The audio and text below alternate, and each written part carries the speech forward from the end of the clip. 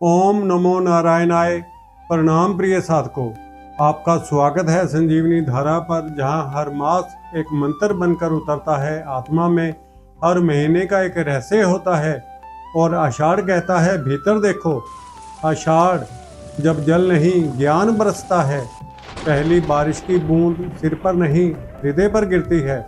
धरती भीगती है बाहर से और आत्मा भीतर से।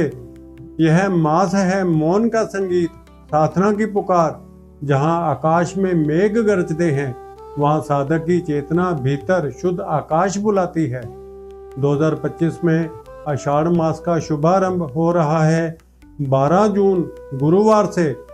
यह मास शुरू होता है शुक्ल प्रतिपदा से और समाप्त होता है गुरु पूर्णिमा की पूर्ण तिथि पर। संवत्सर का चौथा मास पर आध्यात्मिक यात्रा का पहला मोड़, चातुर्मास का प्रवेश द्वार आषाढ़। 4 मास के लिए भगवान योग निद्रा में चले जाते हैं, लेकिन ध्यान रहे जब भगवान सोते हैं तभी साधक जागते हैं। अब विवाह नहीं होते, लेकिन मन का परमात्मा से मिलन होता है। ये वो मास है जब संयम पथ बन जाता है और साधना उसका दीप।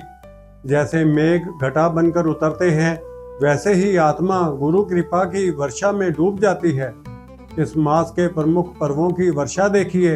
देवशयनी एकादशी, श्री हरि विश्राम करते हैं। भगवान विश्राम में जाते हैं, पर भक्त की साधना जाग उठती है। गुप्त नवरात्रि, शक्ति की मौन साधना।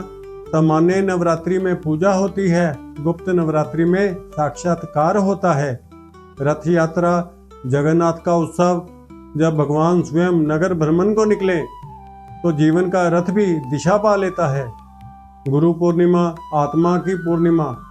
गुरु वो सूरज हैं जिनसे आत्मा के चांद को पूर्णिमा मिलती है। क्या करें क्या ना करें? संयमित भोजन लें, जैसा अन्न वैसा मन, और मन ही साधना का द्वार है। दूषित जल से बचें, जल जनित रोगों का खतरा। बेल का सेवन ना करें, शास्त्रों में वर्जित। रात्रि भोजन त्यागें, उपवास करें। इस मास में दान करें।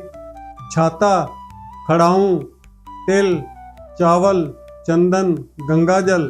दान नहीं, ये तप का पुष्प है जो जीवन की नदी को पवित्र करता है। किसकी आराधना करें? श्री हरि विष्णु। योग निद्रा में जाने से पूर्व उनकी भक्ति।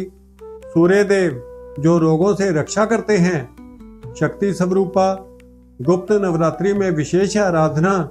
गुरुदेव, जिन्होंने हमें मैं से हम बनाया।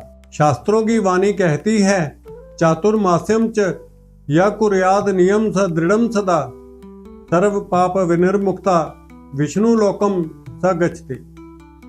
जो संयम का दीप जलाता है वो विष्णु के लोक की ओर चलता है।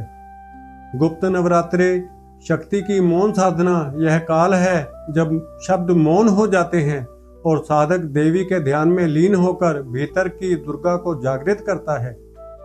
शक्ति का रहस्य बाहर नहीं, साधक के भीतर छुपा है।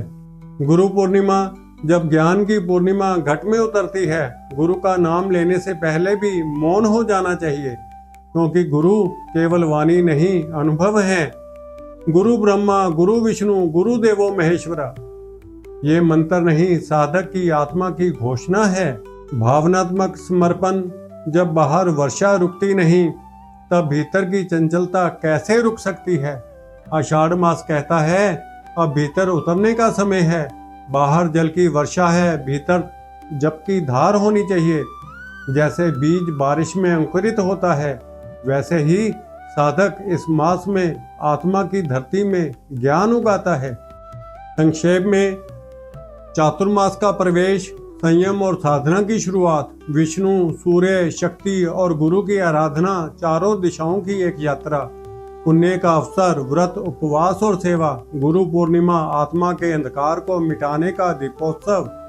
तो आइए हम सभी इस आषाढ़ मास में एक संकल्प लें। अब जीवन को केवल बिताना नहीं, हर पल को तप बनाना है। अब मौन को भी सुनना है और भीतर के जल में स्नान करना है। संजीवनी धारा से जुड़िए, जहां हर महीने आत्मा को भीगने का नया अवसर मिलता है। जय श्री हरि, जय गुरुदेव।